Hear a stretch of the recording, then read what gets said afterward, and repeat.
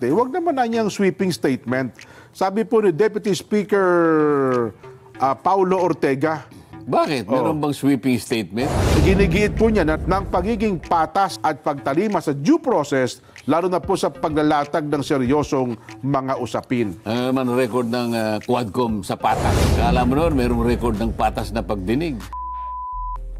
May tatago mo pa kaya yan? Hanggat may tatago siguro, Sen, gumagawa ko ng Meron paraan. siguro, pero yung pwede sigurong kumpunin. Pero yung mga nakuha na ng litrato, Oho. kamukha yung pinakikita nyo kanina. Oho. Ha? Nai-record na. Eh, siguro kahit ano pang gawin mo, hindi mo na may tatago yun. Ganun ho ba? Di ba? Yun doon sa may parte ng Lucena, Quezon, Meron ka nakikiusap eh. Natatawa nga ako eh. Oho. Kung ano-ano yung pinadadaan sa akin eh. Okay. Pwede po bang ihuli nyo na ako kung sakaling ako'y tatanungin nyo kasi po talagang kukumpunihin ko po eh. Gagawin pa. Ganun. Alam ko yung sinasabi nyo, kaya ako natatawa eh. Oho, sabi ko sa'yo. Kaya po namin kumpunihin talaga. Kaya ka sabi ko sa'yo, 24 oras ang trabaho, Sen eh. Pero, ito yung Nagkukumahog. okay, tatanggapin ko yan. Opo. Kapag ka wala ng baha. Kasi kung kinumpunom ito, ang dami rin naman ko. Hindi ganun. Nakapagkumpuni ka dito, o paano yung ibang hindi kukumpunihin? Pareho rin. Kaya kung kukumpunihin ninyo, magmilagro kayo. Binibigyan ko kayo ng 1 week para kumpunin lahat. Itinayo sa loob ng 7 araw yung isang dike, no? Di ba? Oo nga. Ay, Oo. Pero paano natin ito babalansahin, Sen? Siyempre, alam niyo po, maraming maapektuhan ngayon. Na mga pagawain. Baka iba dyan, huminto. O kaya naman, siyempre, alam niyo po, kailangan ang tao may trabaho, gumastos ang gobyerno, para ang sirkulasyon po ng ating ekonomiya ay tuloy-tuloy din. Bakit? Yung bang pag-imbestiga namin, merong layunin para patigilin ang buhay ng tao? Baka ho kasi huminto yung mga pagawain at mga takot yung mga may-ari ng kumpanya. Hindi kung ihinto siya, di lalo siyang nalagay sa kumunoy. Bahala ka, lalo mong pinatutunayan na may kasalanan ka, di ba? Ang pinag-uusapan natin dito, yung naganap. Yung ginawa ninyo, kaya titingnan natin. Yung gumagawa, di ayusin nyo yung gawain nyo kung talagang maayos. May ongoing. Pero tinatanong natin, integrated ba yan? Kung saan na lang ang pinaggagawa mong ganyan eh. Wala rin namang ibubunga yan. Halimbawa, nakagawa ka ng ganyan. Napakatibay ng ginawa mo. Jesus Marios, hindi naman bumabaha sa lugar na yan. Para saan yan? Oo nga, no? Di ba? Parang naggumawa ng tulay na hindi naman, wala naman dapat lagyan ng tulay. Di ba maraming picture na lumabas na ganyan, Nelson? Oo. Hindi mo dapat. Kamukha nung nangyari noong panahon ni Noe, di ba? Ayan, opo. Pinagtatawanan si Noe. Nagtayo ng daw sa bundok eh. Bakit ka magtatayo ng daw? Hindi naman nila alam kung paano mangyayari. Inutusan siya, dito ka gumawa. Sila, wala namang nag-utos sa kanila. Sila lang naman ay driven nung kanilang kaswitikan na makagawa ng pera. Kahit saan na lang ilalagay. Nakalain gumawa ka ng revetment doon sa bundok para sa baha. Wala namang ilog doon. Kaya nga yung nakita mong initial na findings, hindi naman flood prone pero doon ka nag-concentrate. Ang Cebu hindi flood prone. 414 flood control project Cebu. Ay tingnan mo yung Albay. Albay 273. Hindi kasali yan. Tingnan mo yung Leyte. Leyte 262. Hindi rin kasama yan. Paano mo i-justify? Ba't inuna mo yung hindi flood prone? Yun ang sinasabi ko. Bulacan 668. Hindi, flood prone naman yan. Ayan, talaga. Metro Manila, flood prone. Pero walang nakalagay dyan. Wala rito. Yun ang sinasabi ko. Kaya sinasabi mo, ang tibay ng ginawa niya. Sinong dadaan dyan? Mayroong bambaha dyan? Wala po. Ba't ka naggawa ng ganyan? Baka sakali po kanyang magkaroon ng barilan parang pang-cover ang tao. Doon dadapa. Saan ka naman nakakita ang mga ganyan?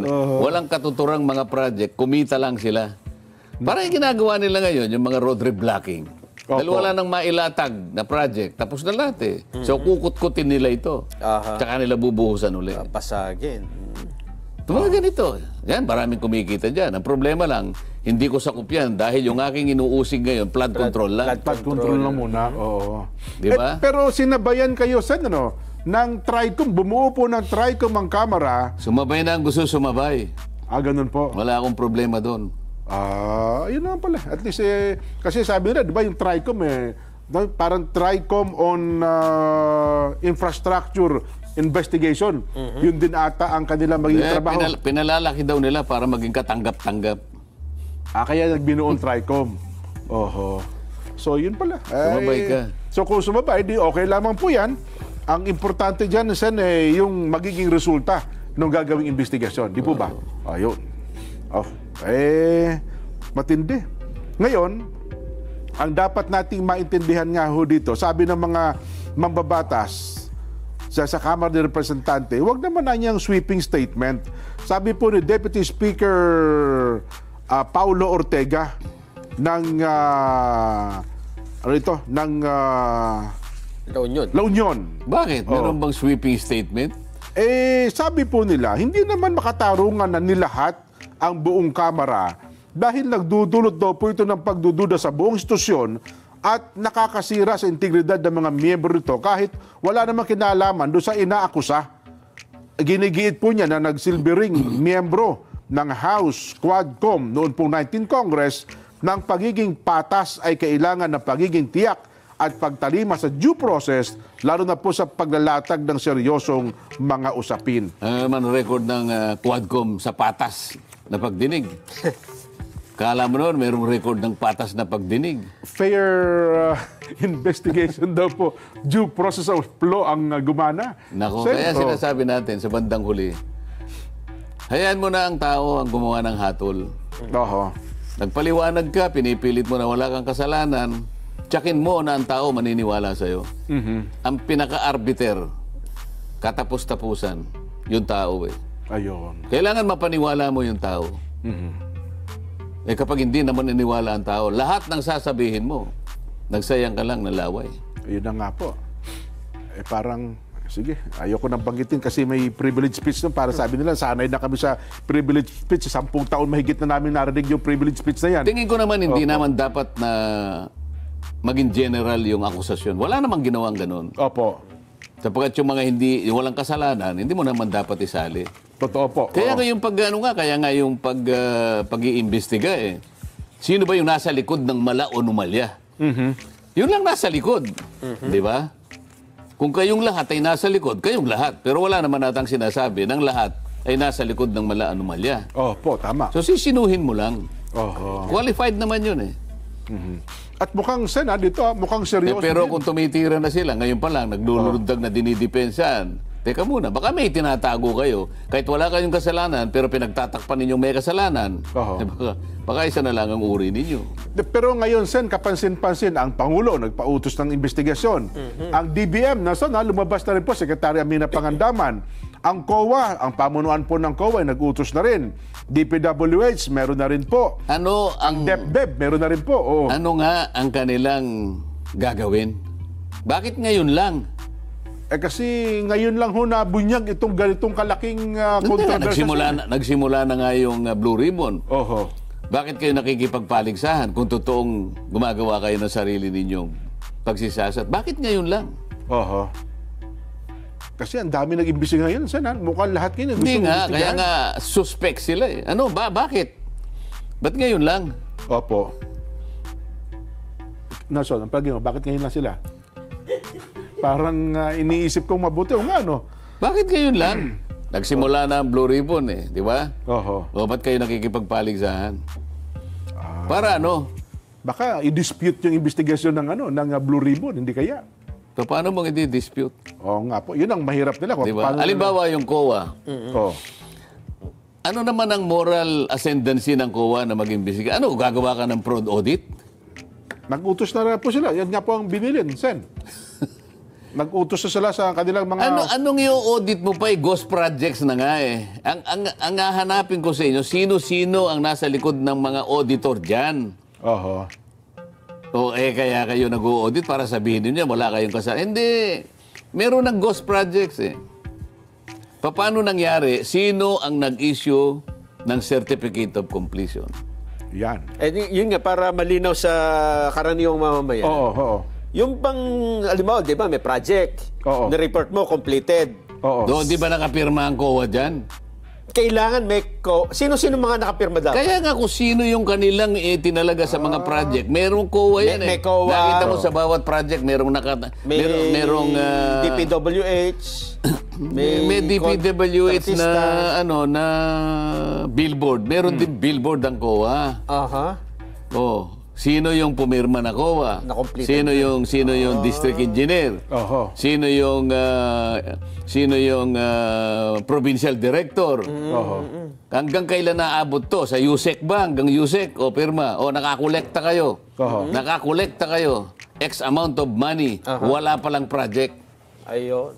Ano ang imbestigahan mo pa doon? Anong fraud audit mo gagawin dyan? Wala. Ghost kasi talaga. It is fraud in itself. Kaya, well, ang hahanapin ko dyan, sino-sino ang nasa likod niyan.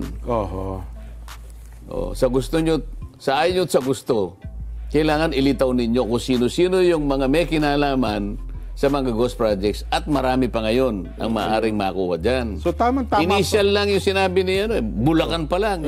Oo nga po. Bulacan pa lang. Paano yung Tarlac? Paano yung Pampanga? Nako, Nueva Ecija. Paano yung Bicol? Yan. Paano yung Mindoro? Yan, nako. Yung Romblon pa, Sen, nako. Romblon daw, parang ilan din na... Kasi yung sabi nila, ang dami daw proyekto sa Romblon. Kasi tahimik daw yung Romblon, hindi gaano pinupuntahan ng mga sino-sino. Totoo naman yun eh. Ganun ba? Wala man nakikita. Yung unang punta ko doon, naghahanap ako ng mall. Oo, sa Romblon. Wala. Sige, wala akong makitang mall. Wala bang tindahan dito? Wala talaga akong makita eh. Tahimik. Tahimik daw po kasi Romblon, dahil lang pupuntahan ko, may usapan kami ni Kong Budoy. Kung Budoy Madrona, dinaanan ko, puro bundok. Kaya, puro puno. Puro kulisa pa nga ang sumalubong sa akin. Tahimik. Paano mo iisipin na mayroong magko-complain doon? Diba? Ayun. Kaya pala sabi ng suki-suki. Ang problema daw po, yung mga kontraktor ng taga-Romblon, hindi maibigay sa kanila. Hindi kasi mga taga-Romblon. Hindi taga-Romblon ang may project doon. Ang gumagawa may mga project doon, pero hindi taga-Romblon ang gumagawa ng proyekto. Sa paano yung district engineer siguro humiram na naman kay Nelson. Kay Nelson. Kumpanya. Pamisa-misa si Jen. Ayan. Ang bilis. Ang gagawa siya. Ang suki daw po doon sa Romblon, sa mga taga-Bicol. Yun daw. Kasi ang Romblon, malapit sa Mindoro yun di ba? Nagkalat ang mga sa Mindoro Tabi-tabi ata yung Mimaropa na yun, nako. Anyway, yun lang naman ang ipinararating sa atin. Basa tayo ng mga reaksyon. May kinalaman sa ating Vox Populi. Ito po. Ang ating tanong, kailangan na bang ituro? Ituro na yan. Ituro ang mga politiko sa likod ng manumalyang flood control projects. Sabi ng ating reactor sa iyo po, dapat lang nasiyasatin. Lalo yung DPWH, dali ng pera, walang hirap kapag may buwaya. Ipamarkoleta. Ngayon daw pala, hindi na. Sumbo mo kay Tulpo. Dapat sana, ang tanong ituturo kaya nila? Kasi medyo mabigat yun di ba? Kasi mangangailangan ka talaga ng lakas ng loob doon. Maglalakas loob kayo sa lang ituro, Ituturo kaya nila? Sana yan. Well, nandyan Ipapamarkuleta kaya nila? Manbik Cruz, lakap na Bota City. Dapat lang pong ituro para malaman ng taong bayan na naghihirap sa kagagawa nila Nuna ng Yonlong, Hong Kong. Kailangan po para managot Jazz Vlog ng La Union. Kuya Jazz, magandang hapon. Opo, kailangan may maituro at na magkaalaman na at may mapanagot talaga. Melanie Jimenez ng Imus Cavite. Tama po, Sen Marcoleta. Ituro na yung mga kongresista at singilin ang mga kinita nila. Omar Magpayo ng Milan, Italy. Dapat na silang kilatisin at balatan para di pamarisan. Albert Villarey ng Maynila. Opo, at makulong naman ang mga gahaman yan kapalit ng kinurakot at sinayang na buwis natin. Rafael Javier, Santo Tomas, Batangas. Kailangan po pangalanan para hindi na namin iboboto sa susunod na butuhan. Janice Perez, Chim Chai Chu, Kowloon, Hong Kong. Pero ang sinasabi natin na ituturo, lahat ng nasa likod niyan. Hindi natin sinasabing mga politiko lang. Lahat ng may kinalaman, ang mga opisyalis ng DPWH, DBM, kung talagang may ano riyan, di ba? Ayan. Oo, pangalanan na at ipakulong Francisco Eslao ng Manila. Magbabalik pa po ang saganang mamamayan.